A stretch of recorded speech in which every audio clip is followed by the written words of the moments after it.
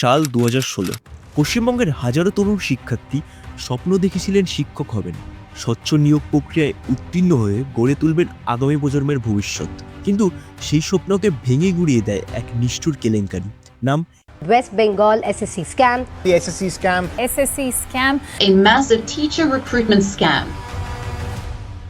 ২০১৬ সালে সরকারি সহায়তাপ্রাপ্ত মাধ্যমিক ও উচ্চ মাধ্যমিক বিদ্যালয়ে সহকারী শিক্ষক নিয়োগের জন্য Paschimbanga school service commission SLST বা স্টেট লেভেল সিলেকশন টেস্ট নামে একটি পরীক্ষার আয়োজন করে, যার মূল উদ্দেশ্য ছিল মাধ্যমিক ও উচ্চ মাধ্যমিক বিদ্যালয়গুলিতে একক নিয়োগ প্রক্রিয়া নিশ্চিত করা এবং নিয়মিত শিক্ষক নিয়োগের জন্য একটি স্ট্যান্ডার্ড কাঠামো গড়ে তোলা। ২৪,৬৪০টি সহকারী শিক্ষক ও অশিক্ষক পদের জন্য প্রায় ২৩ লক্ষ প্রার্থী আবেদন করে। মোট ২৪,৬৪০টি শূন্যপদ থাকা সত্ত্বেও ২৫,৭৫৩টি নিয়োগপত্র জারি করা হয়, যা ছিল ঘোষিত শূন্যপদের চেয়েও বেশি। সরকার চাইলেও নিজের ইচ্ছে মতো কোনো শূন্যপদ তৈরি করতে পারে না, তারও বেশ কয়েকটি কারণ আছে। এর সবচেয়ে উল্লেখযোগ্য কারণ হলো বাজেটের সমস্যা। নতুন পদ মানেই বাড়তি বেতন, বাড়তি ভাতা আর নতুন অফিসের ব্যবস্থা, তাই অতিরিক্ত পদের সৃষ্টি হলে বাজেটেও চাপ পড়ে। তাছাড়া প্রশ্ন উঠবে, অতিরিক্ত লোক নিয়োগের প্রয়োজন কেন? কোথায় তাদের নিয়োগ হবে? তাদের বেতন ভাতাই বা কে বহন করবে? আর এইখানেই তৈরি হয় দুর্নীতির ঝুঁকি ও নিয়োগ স্বজনপ্রীতির কারবার। বিকাশ ভবনের সামনে মাঝে মধ্যেই চলতে থাকে ধর্ণা ও বিক্ষিপ্ত স্লোগান। নিয়োগ দুর্নীতির বিরুদ্ধে প্রতিবাদ তখন সবে বুদবুদের মতো মাথা তুলেছে, ঢেউ উঠতে তখনও ঢের দেরি। ২০২১ সালের ৫ই আগস্ট কলকাতা হাইকোর্টে রুজু করা হয় স্কুল নিয়োগ দুর্নীতি সংক্রান্ত দুটি মামলা। একটি গ্রুপ সি ও অন্যটি গ্রুপ ডি নিয়োগ সংক্রান্ত মামলা। ওই একই সময়ে শিক্ষক নিয়োগ দুর্নীতির মামলা হয় হাইকোর্টে। প্রায় সমস্ত মামলায় গিয়েছিল তৎকালীন বিচারপতি অভিজিৎ গঙ্গোপাধ্যায়ের এজলাসে। শুরু হয় শুনানি। ২০২১ সালের নভেম্বরে তিনিই প্রথম নিয়োগ দুর্নীতির অভিযোগ খতিয়ে দেখতে সিবিআই তদন্তের নির্দেশ দেন। SST মামলাতে সিবিআই তদন্তের নির্দেশ হাইকোর্টের। নতুন করে অক্সিজেন পায় শিক্ষক নিয়োগের সরকারি সংস্থা বিরোধী আন্দোলন। এক ধাক্কায় ২.৫ বছরের আন্দোলন চলে আসে খবরের শিরোনামে। বিচারপতি অভিজিৎ গঙ্গোপাধ্যায় বেশ কয়েকটি মামলায় সিবিআই তদন্তের নির্দেশ দেয়। এর মধ্যে দুটি মামলা শিক্ষক নিয়োগের ছবিটাই আমূল বদলে দেয়। এই দুটি মামলাতেই প্রথম বোঝা যায় নিয়োগ দুর্নীতির শিকড় অনেক গভীরে, এমনকি রাজ্যের মন্ত্রীরাও এর সাথে যুক্ত থাকতে পারে। এর মধ্যে প্রথম মামলাটি করে আব্দুল গনি আনসারি নামে এক ব্যক্তি। তারই আইনজীবী ফিরদৌস শামীম আদালতের কাছে দাবি করেন, এই নিয়োগ প্রক্রিয়ায় দুর্নীতির বিষয় সবটাই জানতেন রাজ্যের তৎকালীন শিল্পমন্ত্রী তথা প্রাক্তন শিক্ষামন্ত্রী পার্থ চট্টোপাধ্যায়। এর ঠিক ১ মাস পরে আরও একটি মামলা বাংলার মানুষকে চমকে দেয়। ২০২২ সালের ১৬ই এপ্রিল শিলিগুড়ির এক চাকরি প্রার্থী ববিতা সরকার আদালতে অভিযোগ করেন, যোগ্য হওয়া সত্ত্বেও এসএসসি তার চাকরি বাতিল করেছে রাজ্যের এক বন্দিকন্যাকে চাকরি পাইয়ে দেওয়ার জন্য। ববিতার ওই অভিযোগে হইচই পড়ে যায়। তথ্য প্রমাণ দিয়ে ববিতা আদালতে দেখান, রাজ্যের মন্ত্রী পরেশ অধিকারীর কন্যা অঙ্কিতা অধিকারীর নাম মেধা তালিকায় না থাকা সত্ত্বেও তাকে প্রথম হিসাবে দেখানো হয়েছে। আর এই ঘটনা শোনার পর বিচারপতি ২৪ ঘন্টার মধ্যে সিবিআই তদন্তের নির্দেশ দেয়। প্রাক্তন বিচারপতি রঞ্জিত কুমার বাগের অধীনে তৈরি হয় বাগ কমিটি। ওই বাগ কমিটির রিপোর্টে বলা হয়, রাজ্যের স্কুলগুলিতে এসএসসির মাধ্যমে শিক্ষক ও অশিক্ষক নিয়োগের ক্ষেত্রে ব্যাপক দুর্নীতি হয়েছে। মেয়াদ উত্তীর্ণ হওয়ার পরও ৩৮১ জন এসএসসি পরীক্ষার্থীকে সুপারিশ দেওয়া হয়েছিল। এদের মধ্যে ২২২ জনের নাম কোনো প্যানেলে এমনকি ওয়েটিং লিস্টেও ছিল না, কারণ এরা লিখিত পরীক্ষায় পাশ করতে পারেনি।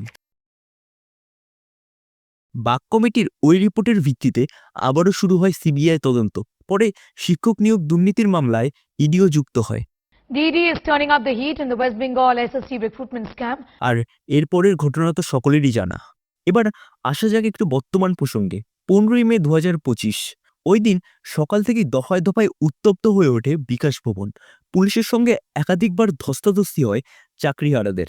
তাদের মধ্যে একাংশ বিকাশ ভবনের গেট ভেঙে ভেতরে ঢুকে পড়েন। এরপর রাত অবধি মোটের উপর অবস্থান শান্তিপূর্ণ ছিল। তাদের দাবি ছিল তাদের চাকরি ফিরিয়ে দিতে হবে এবং তারা নতুন করে আর কোনো পরীক্ষায় বসবে না। এই ব্যাপারে মুখ্যমন্ত্রী যতক্ষণ না পর্যন্ত তাদের আশ্বস্ত করছেন, ততক্ষণ বিকাশ ভবনের বাইরে অবস্থান চলবে, বেরোতে দেওয়া হবে না সেখানে অবস্থানরত কর্মীদের। আচমকাই রাত ৮টার পরে উত্তপ্ত হয়ে ওঠে পরিস্থিতি। পুলিশ তাদের সরানোর জন্য বল প্রয়োগ করতে থাকে।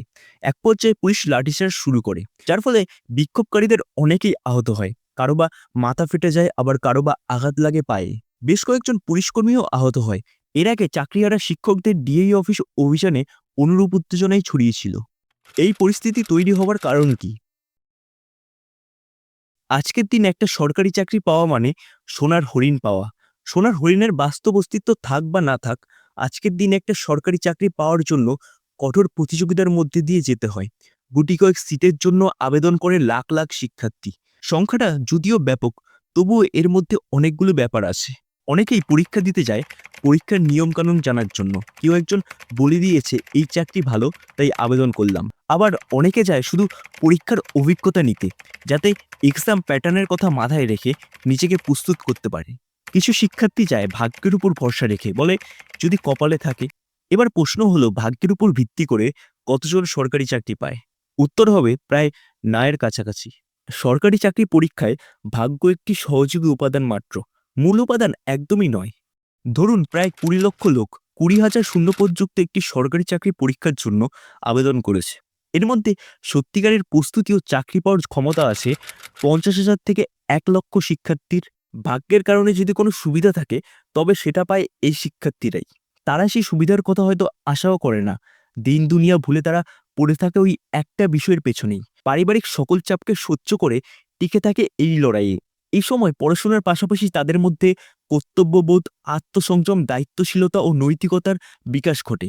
দীর্ঘদিনের প্রস্তুতিতে সে শেখে ধৈর্য ধরা, সময়ের মূল্যবোধ, আবেগ নিয়ন্ত্রণের মতো সকল দায়িত্বশীল ও নৈতিক বিষয়। এত কিছু বলার একটাই কারণ হলো, কোনো সরকারি চাকরিজীবী ব্যক্তি কোনো প্রশাসনিক ভবনের গেট ভাঙতে কিংবা কোনো সাধারণ মানুষকে লাঠিপেটা করার মানসিকতা নিয়ে কর্মক্ষেত্রে প্রবেশ করে না। হোক সেটা শিক্ষক কিংবা পুলিশ, তারা নিজের উপর সংযম ও আবেগ নিয়ন্ত্রণের মাধ্যমেই নিজের পছন্দের পদগুলি অধিকার করে। এখানে সবচেয়ে বড় ভূমিকা রাখে সিস্টেম। একজন আন্দোলনকারী ধৈর্যের বাঁধ তখনই ভেঙে যায় যখন তার ন্যায্য দাবিদাবাগুলি দীর্ঘদিন ধরে উপেক্ষিত হয়। প্রশাসন বা কর্তৃপক্ষ বারবার প্রতিশ্রুতি ভঙ্গ করে কিংবা তার শান্তিপূর্ণ প্রতিবাদের ফলে সিস্টেমের কোনো উল্লেখযোগ্য পরিবর্তনই আসে না। এর ঠিক একই ঘটনা ঘটে একজন পুলিশের ক্ষেত্রেও। প্রতিদিন সহিংসতা, রাজনৈতিক চাপ, অপরাধ দমন, দুর্নীতি এইসবের সাথে লড়াই করতে করতে একজন পুলিশ অফিসারের আদর্শের বিচ্যুতি ঘটে। যে ছেলে একসময় নিজের মধ্যে ভালো গুণগুলির বিকাশ ঘটিয়েছিল, মানুষের জন্য ভালো কাজ করে সমাজকে বদলাতে চেয়েছিল, সেও একটা সিস্টেমের অংশ হয়ে পড়ে। অনেক পুলিশ অফিসারই আদেশ পালনের জন্য মারধর ও দমনমূলক কাজ করে, যদিও ব্যক্তি হিসাবে তিনি হয়তো এর ঘোর বিরোধী। কিন্তু পেশাগত বাধ্যবাধকতা, চাকরি রক্ষা ও পদোন্নতির আশায় নিজের মূল্যবোধকে বিসর্জন দেয়। এই পুরো ঘটনার কোনো কিছুই তৈরি হতো না যদি না সেই দিন একটা সিস্টেম তার নিজের মতো চলতে পারত। কিন্তু সিস্টেমে থাকা কিছু মানুষ সিস্টেমকে নিজের গতিতে চলতে না দিয়ে নিজেরাই সিস্টেমের দখল নিয়ে নিল, যার ফলস্বরূপ সিস্টেমের গতিপথও বাঁক নিল। গতানুগতিক পথের বাইরে চলতে গিয়ে সিস্টেম নিজেকেই অচল করে তুলল আর অন্ধকারের দিকে নিয়ে গেল হাজারো স্বপ্নবাস তরুণের ভবিষ্যৎ। দিন শেষে একটা প্রশ্ন থেকেই যায়, আমরা কি এই সিস্টেমের গতিকে সচল করে তুলতে পারবো, নাকি নিজেরাই সিস্টেমের আরেকটা মুখোশ হয়ে থাকব? আজকের মতো এই পর্যন্তই। দেখা হবে অন্য কোনো একটা ভিডিওতে। আর ভিডিওটি ভালো লাগলে একটি লাইক করতে পারেন আর কমেন্ট করে জানাতে পারেন আপনার মতামত।